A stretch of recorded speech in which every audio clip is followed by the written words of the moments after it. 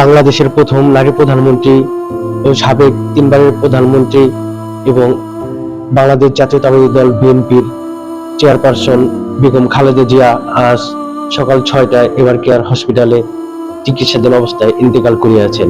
ইন্না লিল্লাহি ওয়া ইন্না ইলাইহি রাজিউন।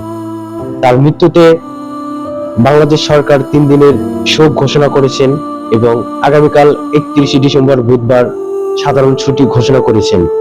তার নামাজে জানাজা আগামীকাল জোহর নামাজের পরে সংসদ ভবনের দক্ষিণ প্লাজায় অনুষ্ঠিত হবে এবং তাকে সমাধিত করা হবে শহীদ প্রেসিডেন্ট জিয়াউর রহমানের কবরের পাশে।